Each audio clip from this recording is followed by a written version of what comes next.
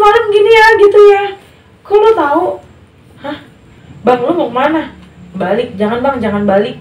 Gue ngeliat muka lu udah hancur banget bang. Jendela kamar gue nih, si gordennya itu tiba-tiba lu kayak di sinetron gimana sih, kayak terbang. Serius, gue sampai sakit 1 minggu loh itu dari situ. Sebelumnya dia diperkosa dulu, setelah itu dia dibunuh. Kita mah manusia cuma bisa berencana ya. Betul, ya. Semua kembali lagi deh sama Allah.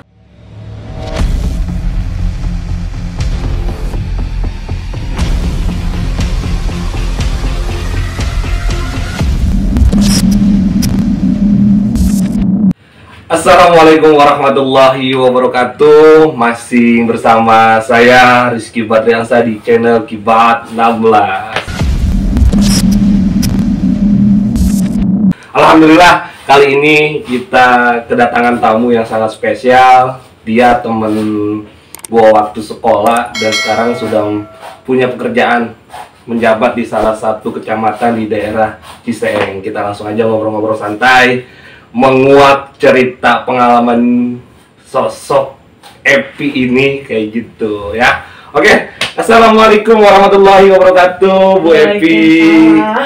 Alhamdulillah sampai ke sini, Bu Epi. Alhamdulillah sambil gerimis-gerimis ya. Iya, cuacanya emang mendung banget ya.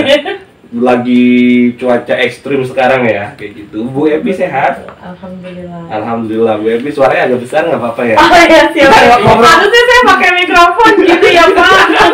Karena ini merintis, Bu Epi gitu, jadi harap maklum aja dulu. Halo, apa kabar? Alhamdulillah, sekian lama setelah menikah, baru kali ini Epi silaturahmi ke rumah gua lagi. Bohong banget sih, gua udah beberapa kali sebetulnya ke rumah dia. Dan kalau dibilang baru kali ini enggak ya, karena gue setiap kali udah mulai oleng, gue ini masih datangnya ke dia gitu. Sampai subuh-subuh yang dianya aja kayaknya gue nggak tahu kemana. Belum bangun kali lu ya, gue gedor-gedor nggak dibukain pintu, sampai gue telepon yang kedua-duanya lah, antara dia sama istrinya. Gue di depan rumah lu nih, lu ngapain? Udah buruan bukain. Gue sampai kayak gitu kan waktu itu ya. Itu coba. Itu dulu waktu pas hari Minggu ya. Ada kejadian apa sih? Emang Minggu ya? Hari Minggu itu gue ingat. Pokoknya seinget gue pas gue libur kerja lah. Oke, jadi itu tuh kayak ada, jadi kayak gimana ya, gue tuh kalau ngerasa sesuatu yang beda dengan diri gue gitu, atau gue kayak ngerasa aduh gue kayak nggak seutuhnya gue nih gitu, gue kayak aduh ada sesuatu yang nyerang atau apa gitu. Dan mungkin gitu ya, pada saat itu diri gue sendiri pun udah nggak bisa deh buat menolak hal itu. Pada akhirnya ya gue butuh bantuan dulu gitu. Dan gue kesini kan, pagi-pagi tuh gue kesini. Itu pun gue udah kayak setengah sadar gitu. Gue setengah sadar yang dari rumah tuh sebetulnya gue niatnya mau beli sarapan loh itu. Jam berapa dari rumah itu, lu jam berapa keluar? Jam 6 ya? Jam 6? Jam 6-an deh pokoknya. Gue nyampe sini jam berapa sih? Jam setengah 7. Waktu itu gue keadaan masih tidur, karena gue berniat tidurnya bangun siang gitu. Nah itu lu keganggu. Iya, keganggu banget gue. Jadi guys, gini ceritanya, dulu hari Minggu lah gitu aja. Gue kaget, waktu itu emang gue biasa kalau hari Minggu bangunnya siang. Tiba-tiba nih ada yang ngetok pintu gitu. Datanglah Epi ini dalam keadaan nangis, ngos-ngosan, nggak jelas. Kata gue, lu kenapa? Ternyata dia punya pengalaman yang tidak ngenakin gitu. Betul. Iya, kayaknya kita itu di belakang aja ngebahasnya Epi gitu. Gue mau nanya nih, lu bisa melihat hal-hal yang goib? Gimana ya? Ya sejauh yang gua rasa sih, entah betul salahnya gua nggak tahu ya. Yang jelas gua bisa ngelihat ya kita pada umumnya gue lagi ngobrol sama lu nih. Tapi gue bisa lihat lagi ada sesuatu yang ini ya bukan dunianya kita nih gitu. Goib dah ya. Nah iya kayak gitu. Siap. Sejak kapan lu bisanya? Kalau ditanya sejak kapan, yang gue rasa tuh gue juga nggak sadar ya kapan-kapannya gue nggak sadar. Cuma gue tuh kayak iseng-iseng aja sih, awalnya gue iseng-iseng sama kakak gue lah gitu, bercandaan. Lu semalam gini ya gitu ya, kok lo tahu? Hah? Terus gue berpikir dong, masa betul sih? Gue kan cuma nebak-nebak aja gitu. Nah besok-besoknya tuh gue kayak kayak terus punya pikiran untuk ini orang kayak gini ya. Nah dari situ gue masih SMA deh gue kayaknya. Cuma gue belum menyadari tuh, gue pas SMA belum menyadari. Gue mulai menyadari itu kuliah di semester 2. Mungkin karena semakin seringnya gue merasakan hal-hal yang di luar kemanusiaan gitu ya. Apa gue bukan manusia nih? Kemanusiaan yang adil dan beradab gitu. Nah kayak gitu kan. Nah dari situ gue ngerasa pas kebetulan gue karena paginya kerja, jadi beralih lah gue kuliah ambil jam yang malam gitu karyawan. Nah karena memang ya lumayan juga gitu jauh, gue kayak ngerasa di kampus tuh kok gue ada yang merhatiin gitu Pak. Gue tuh kayak ada yang merhatiin gitu. Ketika dosen menjelaskan, gue kayak yang malah fokus gue tuh teralihkan gitu ke arah pintu gitu. Ketika dosen gue menjelaskan, ya gue sih kayak diri gue memperhatikan, tapi di sisi lain gue kayak ada yang ngajak ngobrol gitu Pak. Dari awal dia di pintu gitu, gue liatin, lama-lama kok gue kayak nyambung gitu, ngobrol sama dia kayak nyambung. Nah sampai akhirnya dia itu kayak yang awalnya cuma lewat gitu, terus dia kayak munculin badannya di kaca gitu kan, di jendela kampus. Sosoknya kalau boleh tahu apa tuh? Sosok yang gue lihat sih perempuan. Cakep nggak? Cakep sih. Kalau baca kemana ya gitu kan. Nah dari situ gue lihat sosoknya cantik, perempuan. Dia kayak rambutnya tuh kayak segini gitu. Nah semakin gue ikuti gitu, semakin dia banyak menceritakan ke gue gitu kan, bahwa dia matinya kenapa, terus dia minta tolong sama gue gitu kan. Dia minta tolong dibantu sama gue. Lah gue bilang, gue nggak kenal lu gitu, gue nggak kenal lu, gue nggak tahu. Dari situ gue anggap ya udah semua baik-baik aja. Gue balik 2 hari setelah kejadian gue ketemu sama dia. Gue itu jendela kamar gue nih, si gordennya itu tiba-tiba lu kayak di sinetron gimana sih, kayak terbang. Serius, gue sampai sakit 1 minggu loh itu dari situ. Gue sakit 1 minggu, badan gue panas aja pokoknya. Nah ini si gorden ini kayak terbang, terus kayak ada sosok perempuan yang menampakkan gitu dirinya, wajahnya ke gue dan terasa deket. Gue berasa gue udah teriak banget gitu, ternyata nggak ada yang dengar teriakan gue gitu kan. Dari situ gue sakit 1 minggu, infusan aja gue habis berapa botol, gue sempet di infus juga kayak gitu. Dari situ gue semakin enjoy tuh menikmati hal-hal yang kayak gitu. Semakin gampang masuk kayak gitu. Ya semua berproses sih. Kayak gitu kan. Jadi awal Epi ini bisa dari masa sekolah kayak gitu ya Pi. Iya, cuman menyadari. Iya, cuman sadar itu pas waktu kuliah. Iya, di semester 2 gue sadar. Baru bisa melihat secara langsung wujudnya, komunikasi jelas kayak gitu. Bahkan makhluk goibnya itu pun minta bantuan, minta tolong lah untuk disempurnakan. Betul. Apa sih dia penyebab meninggalnya kalau boleh tahu? Kalau yang gue lihat di situ sebab dia meninggal sih kriminal ya. Pembunuhan? Iya, dia kayak sebelumnya dia diperkosa dulu. Setelah itu dia dibunuh dan dia kayak minta tolong sama gue. Sebenarnya gue juga sebagai perempuan ya, walau dunia kita berbeda, tapi ada rasa yang gue tuh sedih. Gue sedih tuh nggak bisa nolongin dia gitu. Gue nggak bisa nolongin lu gitu. Ya udah pada akhirnya di situ gue cuma kirimin Fatihah gitu ya, sesuai dengan keyakinan agama gue gitu. Gue cuma kirim hadiah puji ke dia. Gue sih nggak tahu namanya, cuma gue muslimin wal muslimat deh gitu. Biar nanti semoga nyampe gitu ke sosoknya dia. Kayak gitu sih Pak. Tapi dia kenalin nggak namanya? Oh enggak. Enggak ya? Enggak. Gue enggak, karena gue pikir gini, di situ gue masih baru dan kenapa gue nggak mau ikut dengan dunianya dia lebih jauh, untuk komunikasi lebih jauh, karena gue khawatir nanti dia akan terus ngikutin gue, minta tolong sama gue kayak gitu. Jadi ya udahlah, ketemu di kampus, gue pulang, selesai gitu. Nah ternyata nggak sampai situ aja gitu. Ketika gue pulang pun kadang dia masih suka yang gue nggak ngerti ya, tapi orang yang ngeliat gue kadang sama kakak gue kayak gitu kan ngobrol, adek lu bawa temen. Nah gue pikir gue cuma sendiri gitu, dan perempuannya mirip loh sama dia kayak gitu. Dan gue sering banget tuh kayak gitu. Dan kadang ya gue kerja di pemerintahan, kebetulan gue juga kayak sama desa-desa tuh kayak bersinergi gitu. Terus tiba-tiba dia kayak, lu berdua? Hah? Gue bilang gue sendiri, berdua sama siapa gitu. Jadi seringlah hal-hal yang kayak gitu. Terus kayak bagi orang yang tahu mungkin ya, gue juga nggak ngerti deh. Kadang gue belum nyampe dia suka bilang ada yang mau datang nih, wanginya beda. Nah pas gitu gue sampai, terus orang itu ngomong gini, oh ini yang datang. Nah dari situ gue nggak ngerti. Kan orang bisa tahu gitu. Jadi di mana wanginya nyampe gitu. Kalau misalnya lu mau datang ke rumah orang yang bisa gitu.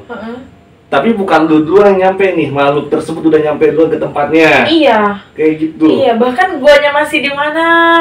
Tuh orang udah katanya udah mau datang nih. Pas gua datang ke situ, oh ini yang mau datang. Gitu. Gua nggak ngerti deh. Gila. Pengalaman lu. Gue nggak ngerti deh jadinya deh. Kayak gitu lah. Oke, selama ini lu kan bisa melihat, bisa komunikasi, bisa ngerasain juga gitu ya. Ada nggak sih yang paling lucu, ngelihat makhluk lucu banget gitu? Sejauh ini yang gue lihat nggak pernah lucu, Pak. Gue lihat tuh sedih, serem, itu udah pasti. Dari pengalaman yang pernah gue lihat itu lebih banyak seremnya sih, Pak. Gila. Kalau yang lucu tuh nggak ada yang lucu. Nggak ada makhluk yang lucu. Nggak ada. Tapi kalau wujud binatang? Lucu. Banyak. Bahkan yang atasnya manusia, bawahnya ular pernah. Kayak gitu. Jadi bukan di dongeng-dongeng doang, guys. Enggak, ini nyata loh. Enggak. Dan makanya gue tuh kadang kebetulan sekarang gue dinikahi. Alhamdulillah. Alhamdulillah laku. Itu dia. Pada saat itu gue ke dia mulu. Ayo dong pak gitu. Alhamdulillah gitu kan. Dan kebetulan punya suami yang hobi jalan, hobi kayak traveling kayak gitu. Dan dia juga seneng untuk naik gitu. Nih, ini jangan lu sugesti jauh-jauh ya guys. Naik kemana dulu maksudnya gitu?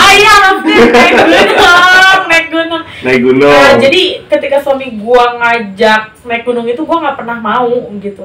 Karena gua khawatir. Gua udah kebayang Pak. Gua udah kebayang, gua udah kebaca ketika gua naik, gua nggak akan menikmati perjalanan itu gitu. Yang ada malah gua ketemu sama sosok-sosok lain yang pada akhirnya ngajak komunikasi dan akhirnya mengalihkan dunianya gua gitu. Harusnya gua enjoy menikmati perjalanan, tiba-tiba gua harus ngobrol dengan yang kayak gitu kan capek. Capek sumpah lu. Capek banget.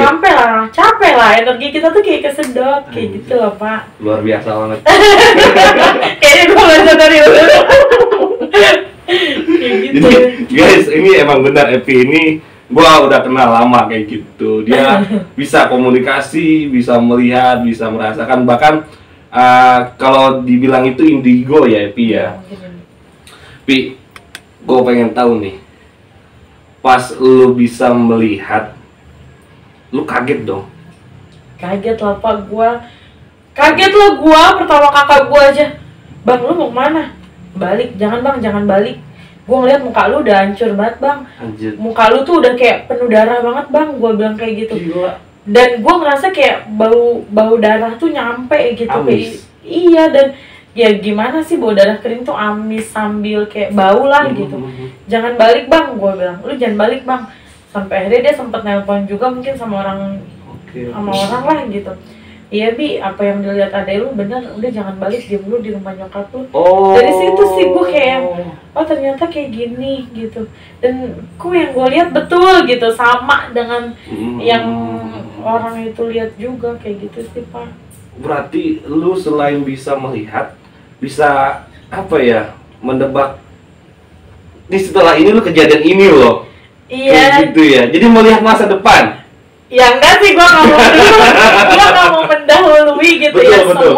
Semua tuh kehendak Allah yang menentukan. Cuma mungkin Allah kasih gua kelebihan kayak gini juga, ya udahlah diterima gitu.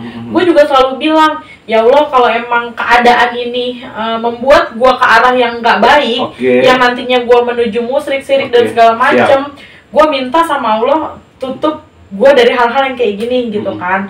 Dan sejauh ini seiring gua berdoa kok kayak Allah malah ngasih gua terus malah lebih gitu. Dan yang pada akhirnya kayak gue kalau sejauh di keluarga gue aja gitu ya, sekiranya akan ada bahaya, gue pasti ngingetin gitu, hati-hati ya kayak gitu. Dan ada cerita lucu nih, gue sedikit cerita ya. Siap. Jadi gue ada kerjaan waktu itu, gue nggak punya SIM pak. Ya kan, gue nggak punya SIM motor, gue nggak punya. Nah gue tuh kayak ada yang ngalihin, gue nggak tahu kalau di depan itu ada razia. Ya jelas gue salah, gue belum punya SIM udah berani kelayaban. Ini gitu jangan dicontoh ya, jangan dicontoh. Dari situ tuh gue kayak yang, oh lu jangan lewat situ, di situ ada razia. Ya udah gue ambil jalan lain kayak gitu. Dan itu benar, tiba-tiba pas gue nyampe ke kantor, gue kena razia tadi sana. Lah untung dong gue nggak lewat sana kayak gitu pak. Terus kayak ada mau kejadian apa, gue selalu ada yang ngalihin. Kayak pulang kuliah nih gua, biasanya gua lewat Gaplek ya, bahasa kita tuh Gaplek.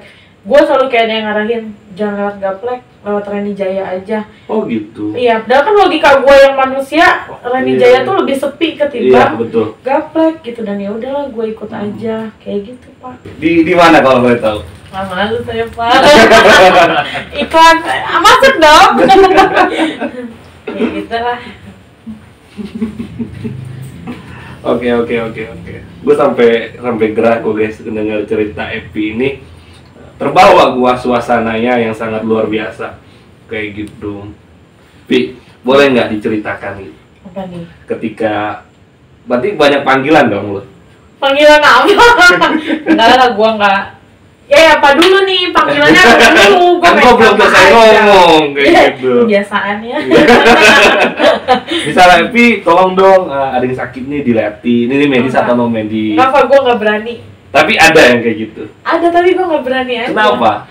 Gua nggak mau kalau lingkupnya udah yang orang luar gitu, gua nggak mau karena mereka nanti punya keyakinan sendiri gitu. Karena dia bukan orang terdekat gua, nggak tahu keseharian gua, nanti awalnya mungkin datangnya dari Allah lah semua itu cuma melalui gua, terus tiba-tiba dia merasa ketagihan, nanti minta yang lain-lain kan gua nggak mau gitu. Ketagihan. Gua nggak mau Pak. Gua paham dulu Pi gitu kan. Intinya bukan takut ketagihan atau gimana. Karena Epi ini kerja di pemerintahan capek. Ya capek intinya gitu kan. Karena capek, udah males lah ngurusin hal-hal kayak gitu. Jadi kalau yang lingkupnya masih di keluarga gua aja ya oke lah. Bukan nggak mau ngebantu orang, tapi bukan pegangan gua lah untuk sejauh itu. Seperti itu ya. Gua sih dikasih kelebihan sama Allah kayak gini ya, alhamdulillah. Mungkin kayak untuk bonus juga untuk diri gua, penjagaan gua gitu ya. Ketika gua mau dapat musibah, tiba-tiba sama Allah dikasih jalannya kayak gitu. Ya gua sih positif aja pak. Iya iyalah, haruslah. Kita manusia hidup harus positive thinking lah gitu. Apapun yang terjadi ya semua adalah kodratnya Allah kayak gitu, ketentuannya Allah yang sudah digariskan kan kayak gitu. Kita mah manusia cuma bisa berencana ya kan. Ya. Semua kembali lagi deh sama Allah. Tapi rencana pernikahan lu alhamdulillah sekarang aman ya? Aman dong. Hampir gak aman ya? Jadi kayak ya gue banyak berdoa aja. Nggak amannya bukan yang aneh-aneh ya. Tapi lebih kepada yang gimana sih keraguan orang mau nikah kayak gitu. Ada 10 keraguan ya atau godaan ya orang mau nikah itu ya? Iya itu udah pasti. Udah pasti, semua mengalami ya. Oke. Pi, gue mau tahu juga nih cerita lu yang pas di hari Minggu itu. Yang lu kesini nangis gitu kan. Gue pengen tahu detail nih. Awal mula lu gara-gara apa sih sebenarnya? Oke, jadi kalau boleh cerita, kayak awal mulanya tuh gue udah nggak tahan banget nih. Gue nggak tahu, jadi kayak cerita awalnya dulu ya. Mungkin karena di kantor gue itu dulunya kalau menurut cerita sejarah, termasuk kalau gue dengerin nenek gue cerita kayak gitu, jadi di tempat itu tuh kayak dulunya tempat pembantaian, dan gue kayak ketemu none Belanda gitu. Terus dia kayak cantik banget, terus dia minta dianterin pulang lagi ke kerajaannya kayak gitu. Gue anterin gitu. Dulu gue belum bisa untuk netralin kayak sekarang lah ya Pak. Sekarang alhamdulillah Allah kasih lagi gitu. Terus dari situ gue kayak kalau dari tempat-tempat baru, gue pasti ngerasa aduh gue ada yang ikut nih gitu, aduh gue gak nyaman nih gitu, ke badan tuh berasa gitu. Nah dari situ gue dari rumah pokoknya niatnya mau beli sarapan. Nah kebetulan kita kan nggak tahu ya namanya hati orang, di depan kita baik gitu, kita nggak tahu, makanya kita sama orang tuh hati-hati gitu. Bukannya kita membatasi diri kita untuk bergaul dengan orang, enggak ya Pak, bergaul dengan siapapun. Cuma pengalaman gue ya mungkin gue belum beruntung pada saat itu kayak gitu. Terus tiba-tiba nggak tahu ya, Indonesia tuh kayak masih banyak aja gitu di zaman modern gini budaya ya. Iya, hal-hal mistik kayak gitu ya, gue aja sangat kental. Nah gue aja kayak yang masa sih zamannya udah modern kok orang masih kayak gini gitu. Betul. Nah gue nggak ngerti, katanya gue itu kena dari orang Pak, karena guanya nggak kosong, dia itu kayak bentrok kayak gitu. Nah gue tuh bawa motor aja gue udah nggak karu-karuan, gue kayak udah pengen ngebut banget, terus gue kayak pengen nabrakin tuh motor ke mobil yang kayak truk gitu. Nah makanya saking gue udah nggak tahan yang ngendaliin diri gue takut nggak bisa ngendaliin, ya udahlah gue belokin ke tempat lu kan. Tapi nyampe ke sini. Alhamdulillah gue nyampe ke sini gitu. Okay. Ya kan kemarin gue sampai yang jatuh gitu. Nah sampailah gue ke sini. Jadi kan lu sendiri yang bantu gue, gimana sih? Lu yang bantu gue kan. Oh ya udah, karena ini beda dengan gua gitu, dan yang di guanya menolak ya pada akhirnya berontak gitu kan. Ya itu sih awal mulanya gua kayak gitu, setiap datang ke tempat baru pasti ada yang ikut atau nah ditambah itu ada orang yang katanya ngirimin. Gua nggak tahu motifnya apa. Karena kita juga nggak tahu orang itu suka sama kita ya bener-bener suka tulus berkawan, tapi kita nggak tahu hatinya ya Pak. Kayak gitu. Ya udahlah, kita ambil hikmahnya, kita jangan dendam. Ketika memang Allah kasih penawarnya kita untuk sehat lagi, normal lagi, ya udah kayak gitu. Walau kita tahu, dan ya gue sih kalau di rumah tetap gue nangis lah. Gue nangis lah, apa capek lu kira. Dan suami gue itu alhamdulillah ya, gue dapet suami luar biasa. Dia cuma bilang yang udah ya, kamu jangan punya dendam apapun, udah kamu udah sembuh, alhamdulillah Allah kasih kesembuhan sama kamu. 8 bulan loh Pak, imbasnya kemana? Ke rumah tangga gue. 8 bulan gue dibuat nggak jelas. Tujuannya untuk itu ya? Tujuannya katanya versinya dia melihat sosok yang di balik gue itu membawa dunianya bagus kayak gitu. Oke, paham. Jadi mungkin dia ngejar ya itunya. Iya. Gila gak sih? Jadi betul. Luar biasa cerita lu ini. Gila. Jadi udah ngalur ngidul. Iya, udah kemana-mana ini cerita kita. Emang udah lama nggak ketemu kan, gitu. Iya, jadi biasa curhat kita ngebahas apapun ya. Gitu. Yang tadinya setiap kali gue gabut, gue pasti kesini. Ada nggak Pi pesan-pesan buat teman-teman kita yang nonton? Ya. Dari pengalaman lu gitu. Nah, pesan gue buat teman-teman semuanya, kalau kita datang ke tempat yang memang kita baru datengin, kita nggak tahu tempat itu kayak gimana, usahain kita jaga etika, ya kan. Terus kayak tangan kita, mulut kita, itu hati terutama gitu ya, hati harus bersih banget. Siap. Karena hal-hal yang kayak gitu tuh kayak dia membaca hati kita dulu, dan kita harus punya pikiran positif. Karena ketika pikiran kita negatif, dia baca hati kita, ya udah efeknya yang kita buat itu jadi negatif gitu. Kalau kitanya positif, hati kitanya bersih, Insya Allah deh. Dan kalau ke tempat yang lu baru datengin, kembali lagi, hati-hati, jaga ucapan, jaga perbuatan. Oke, adab lah ya. Adab. Jangan lupa berdoa. Betul, berdoa lah, jangan melupakan Allah. Betul. Kita ada di sini karena maha baiknya Allah. Masya Allah. Paling terbaik ini loh kayak gitu kan. Tapi ada lagi nggak yang mau ceritakan dari pengalaman lu nih? Apa ya Pak?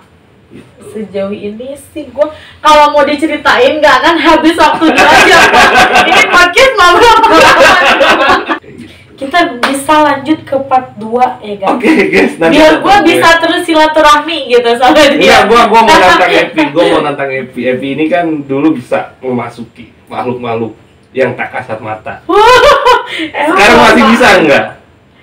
Bisa sih, cuma gue lebih membatasi lah Pak. Nggak yang semuanya boleh masuk, ayo main. Guys, kita tidak memaksakan kalian untuk percaya dari cerita Epi atau pengalaman yang ada di podcast gue kali ini. Percaya dan tidak percaya adalah hak kalian masing-masing.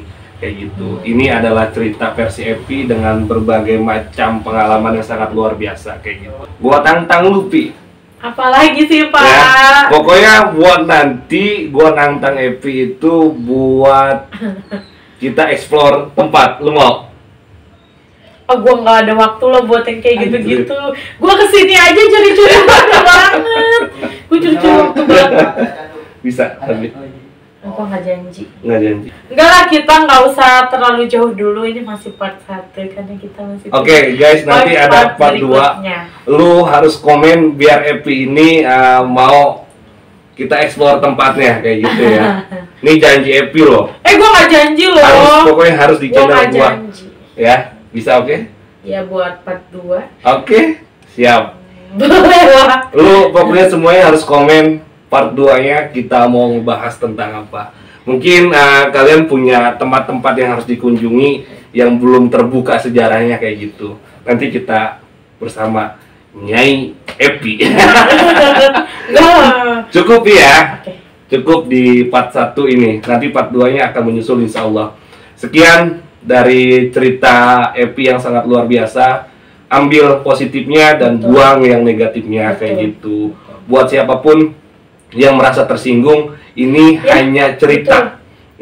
Pengalaman Epi dan cerita di masa lalu. Pokoknya sekali lagi tidak memaksakan kalian harus percaya. Sekian dari kita berdua ya, tunggu di part 2-nya. Komen sebanyak-banyaknya mau tempat mana yang kita kunjungi, kita bahas dan kita buka sejarah itu. Terima kasih semua.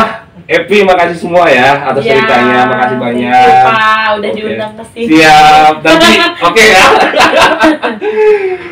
Oke penonton, makasih semua ya. Jangan lupa like, share, and comment. Oke, sekian dari kita berdua. Assalamualaikum warahmatullahi wabarakatuh.